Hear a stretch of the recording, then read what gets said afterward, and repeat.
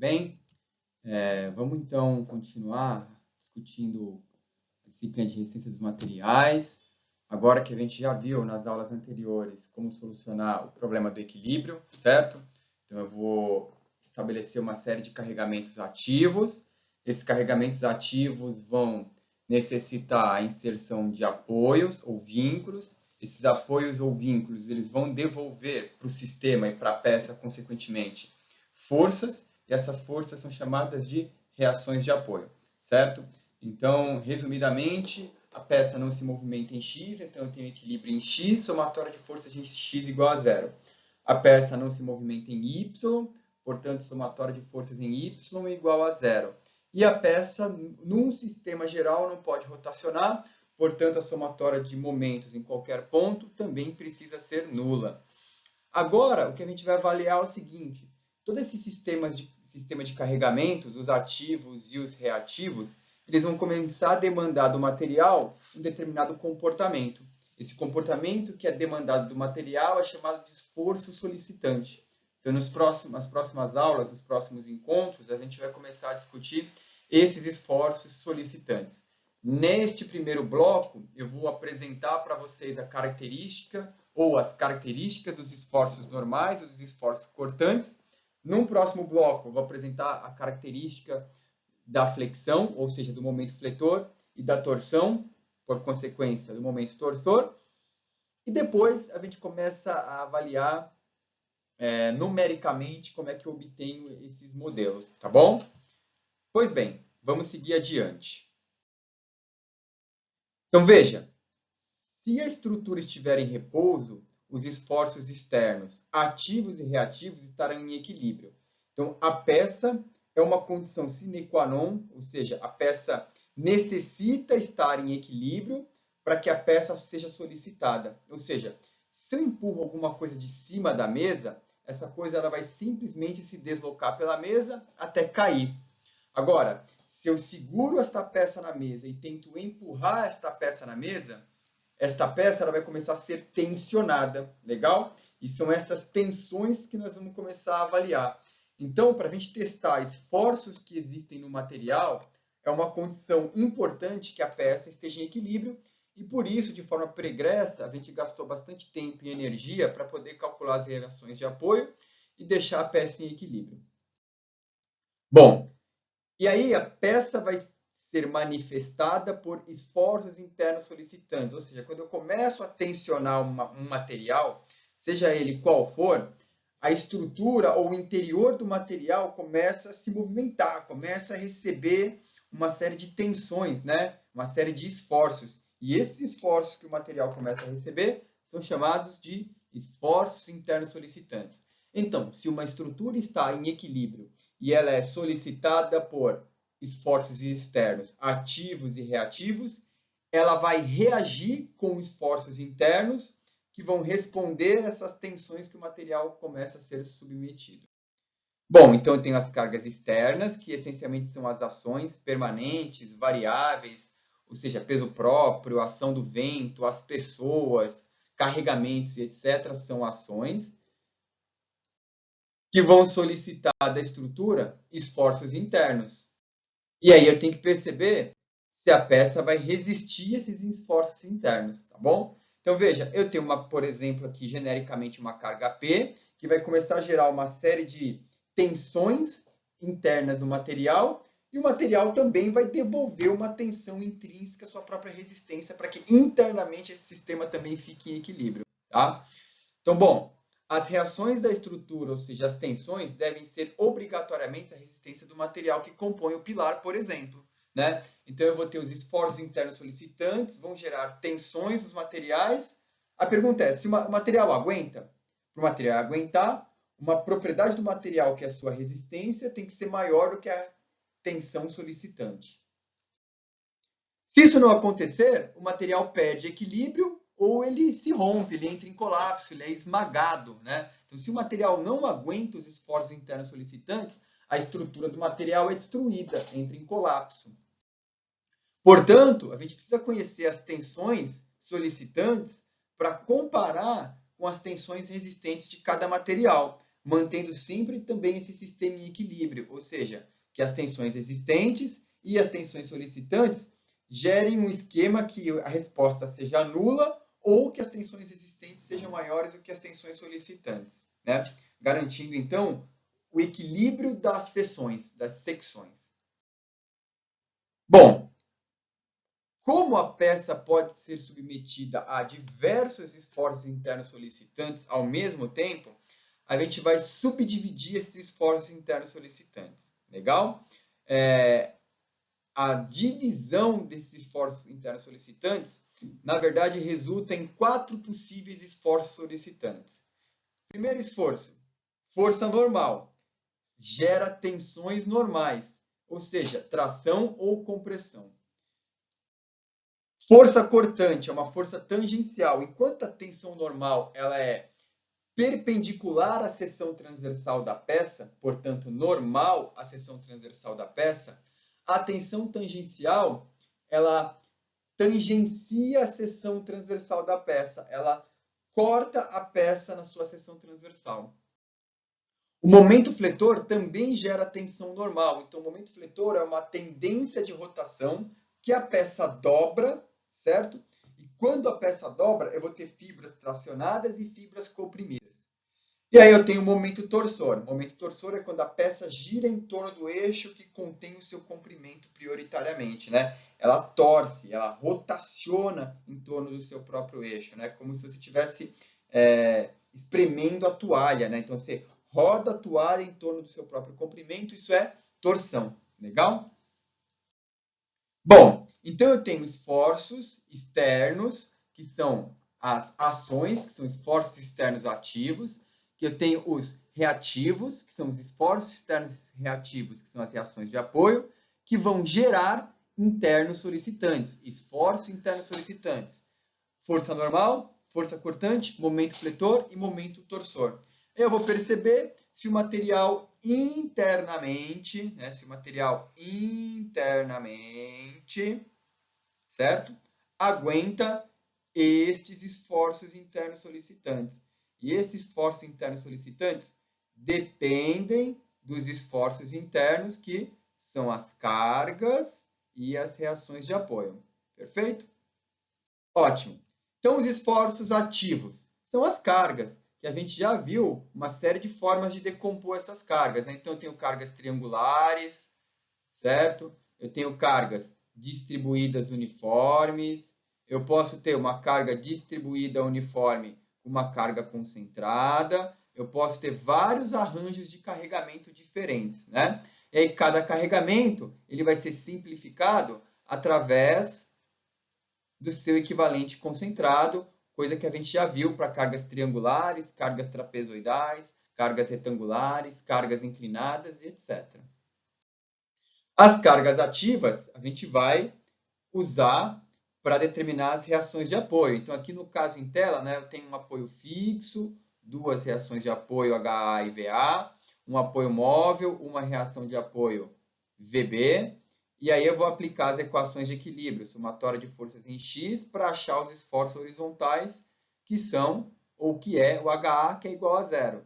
Somatória de forças em Y, somatória de momentos em um dado ponto, para encontrar sempre as reações de apoio, VA, e depois aqui eu achei VB, certo? Então, nossa primeira parte do curso, a gente se concentrou para, a partir de esforços ativos, externos, achar os reativos, que também são externos. Bom, agora a gente vai se concentrar em determinar os esforços internos solicitantes, que podem ser normais, cortantes, momentos fletores e momentos torsores. Legal? Bom, então eu tenho aqui alguns exemplos desses esforços. Então, pois bem, a gente tem força normal, gera tração, que é alongamento, esticamento do material. Força normal de compressão, gera encurtamento do material, comprime o material. Força de tração, a força sai da peça, tentando esticar a peça. Força de compressão, a força entra na peça, tentando comprimir ou encurtar a peça. Percebe que as forças, né, elas são sempre perpendiculares à seção transversal. Então, imagina que aqui eu tenho a seção transversal da peça, certo? Pois bem, o esforço normal, ele entra na seção transversal. Ó.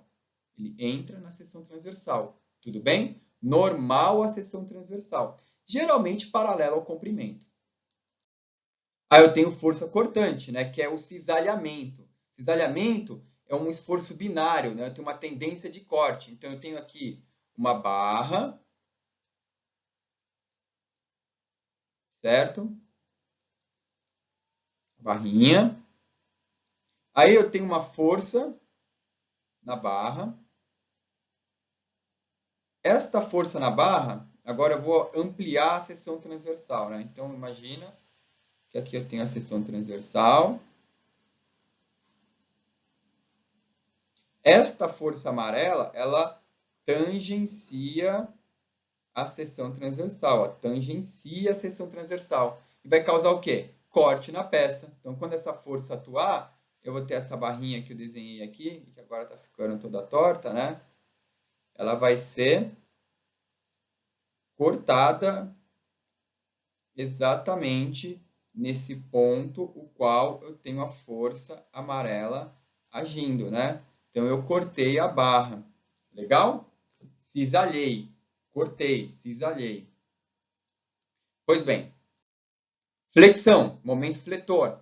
A peça tem uma tendência de rotação. Então, imagina o seguinte, né? Eu tenho uma barrinha de novo. A barrinha.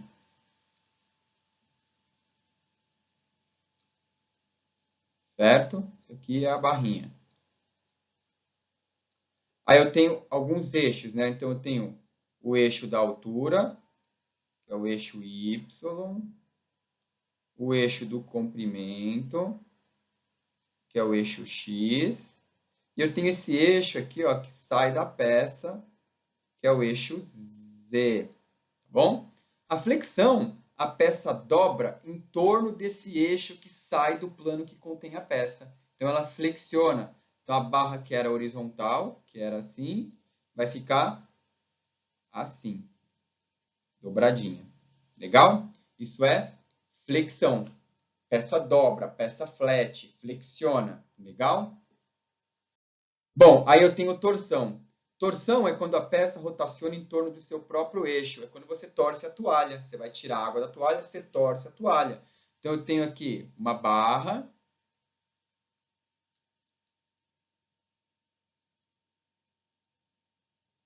Legal? E a barra rotaciona em torno do eixo do comprimento. Ela rotaciona dessa forma aqui, ó. Legal? Em torno de si própria. Perfeito? Bom, vamos dedicar um pouco mais de tempo para investigar as forças normais. Força de tração e força de compressão. Pois bem, esforço normal, ou também chamado axial, é determinado pela sigla N. É a soma algébrica das projeções sobre a normal à seção das forças exteriores situadas de um mesmo lado da seção. É positivo quando de tração, tendendo a distender a seção, ou negativo quando de compressão, comprimindo a seção. O que essa definição rebuscada, né, sofisticada, quer dizer? Eu tenho as forças normais da seção transversal, legal? São axiais da seção transversal, é o que a gente viu no exemplo anterior. Nós vamos assumir ela positiva quando for de tração. Por que positiva quando for de tração? Porque o aumento de comprimento. Então, imagina que eu tenho um comprimento roxinho aqui. Quando a peça ela é tracionada, ela vai ser alongada para esse comprimento amarelo. Dado que é um alongamento, para a tração normal positiva. Agora, na compressão, certo? Eu tenho a barra roxa, azul aqui, desculpa, ela vai ser encurtada, ela vai diminuir de comprimento para esse comprimento preto, legal? Então, ela reduz de tamanho. Como ela reduz de tamanho? Para a compressão normal negativa. Normal negativa para a compressão.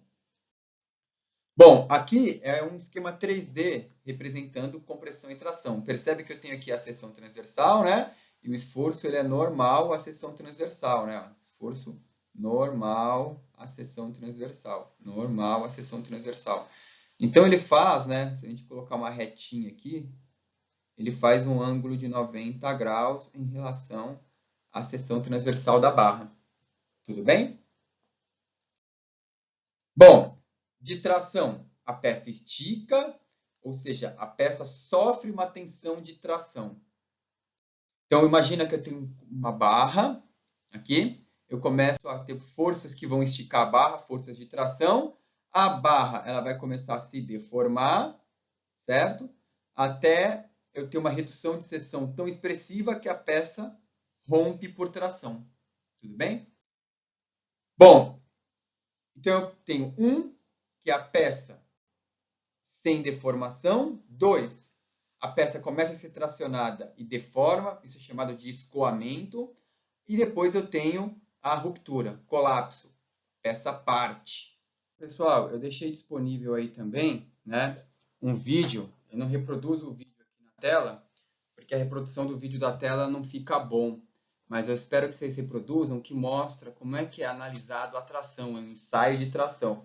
Vocês vão ver aí que a força vai ser alocada, né, o material vai se alongar. É bem legal, tá bom? Vejam isso depois que vale a pena. Mas vamos continuar, vamos em frente. Agora vamos começar a avaliar o esforço normal de compressão, né? Ele é normal, ele é o oposto à tração. Então, o esforço de compressão, eu tenho uma peça, eu tenho um esforço normal à seção transversal e ela vai começar a reduzir de tamanho, vai começar a encurtar, sofrerá tensões de compressão. Legal? Bom, esforço cortante agora, esforço tangencial, ou seja, aquelas forças que vão atuar tangenciando a seção transversal, gerando uma tendência de corte, né?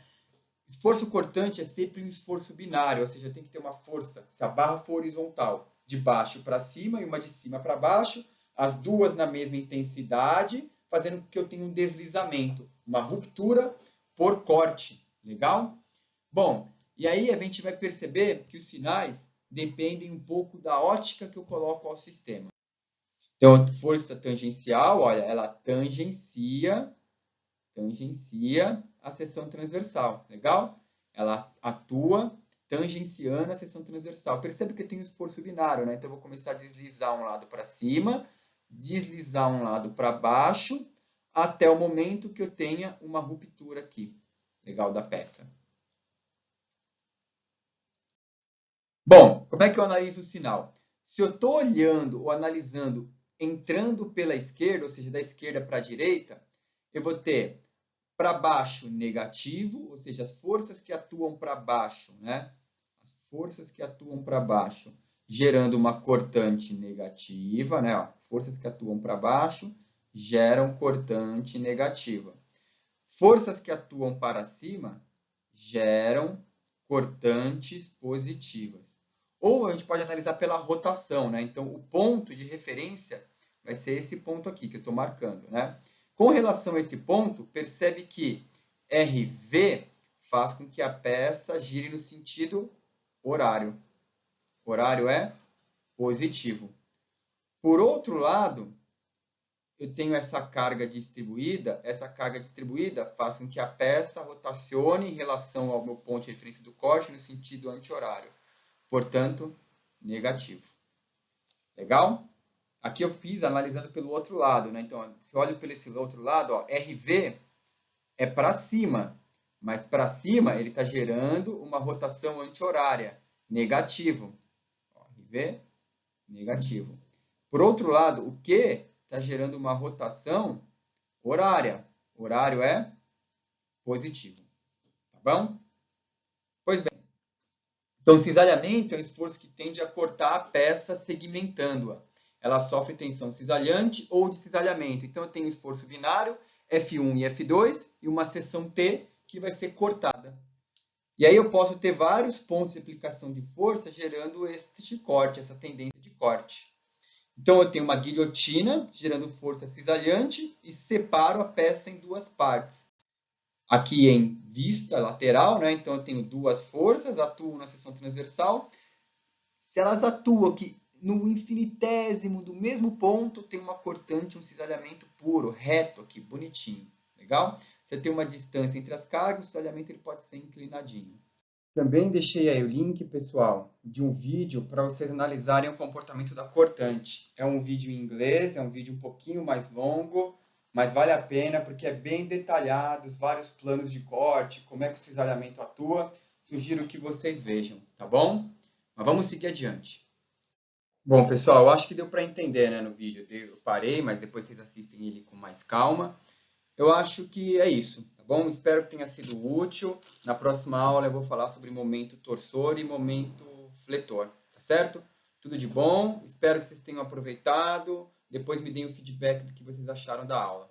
Até mais, tudo de bom.